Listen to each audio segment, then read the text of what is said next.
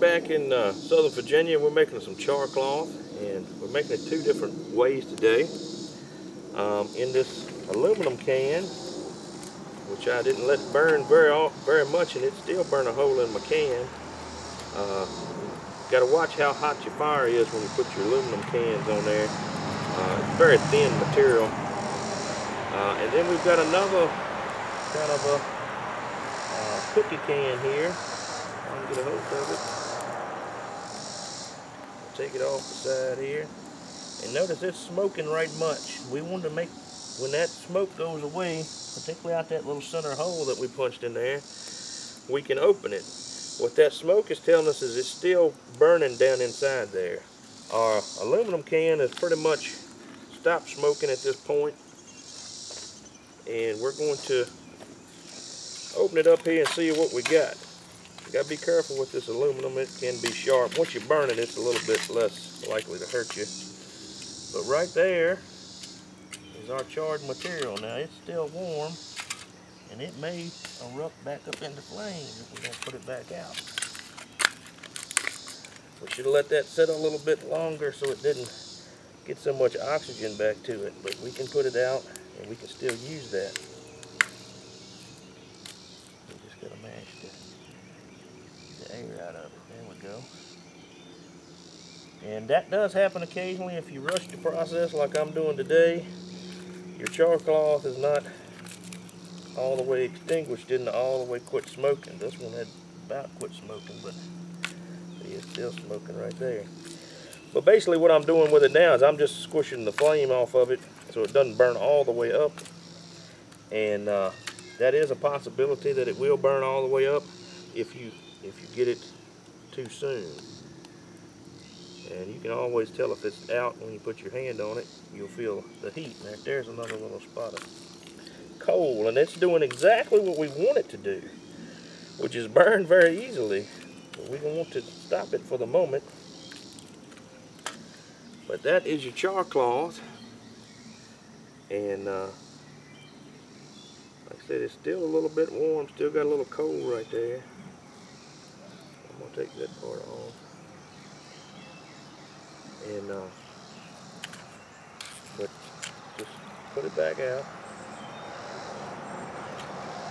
Something a little flatter than what I've got to mash the coal out to keep it from burning.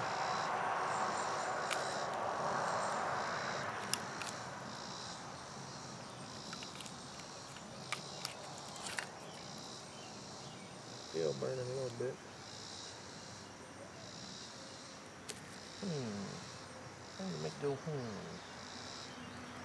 Alright, this part is out. This part is doing what it's supposed to do, which is keep fire pretty good, pretty hard. You saw how once you get a spark on that thing, look how that's burning. But this part is not doing that, and we can put this other out. And take a flat piece of metal and basically starve it of oxygen. We can save this for next time.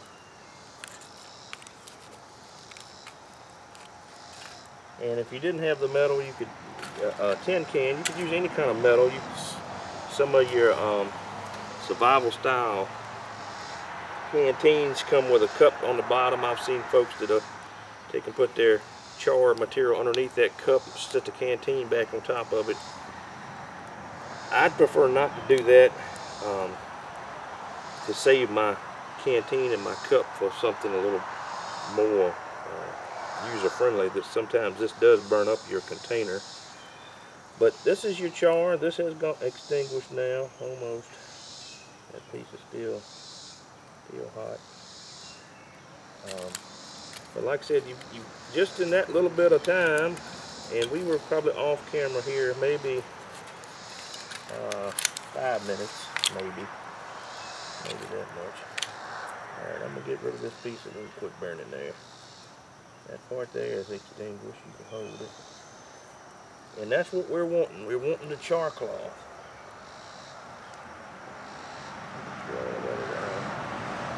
All of that is out.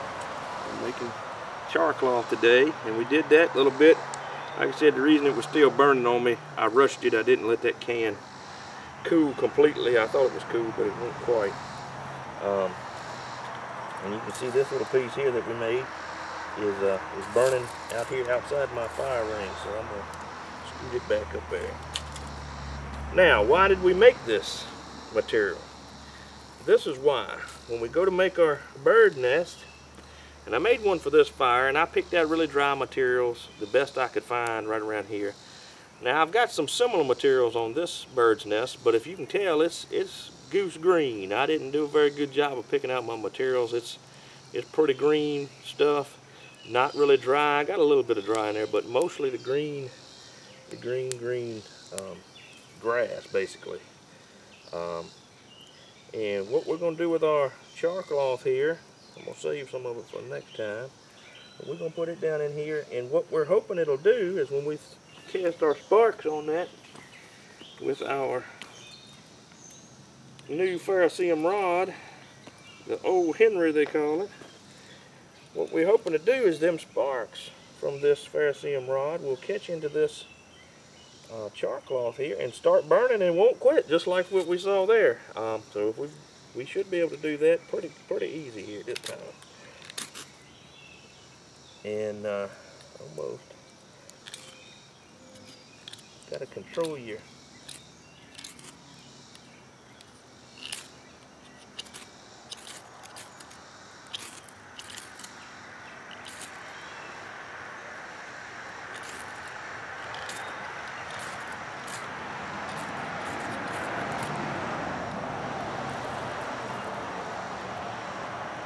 we've got it going. I probably had it going several strikes before, but I didn't see it. And I always make me a green part to go on the bottom that I can hold pretty good, because this thing does get hot sometimes. But you can see I'm just talking here. You can see that's just smoking away. And it's held those sparks a lot better in that char cloth than we did the first time we made this just with dry materials. Now let's see if we can blow this into flame.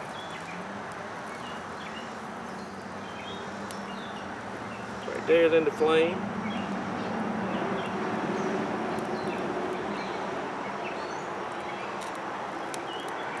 Even with marginal dry material, I mean, that's pretty grease green and it's burning right there. What the char cloth does, it holds a flame long enough to dry out your bird's nest. You can char other materials, and we've tried that in this other can. We're going to open that in a few minutes.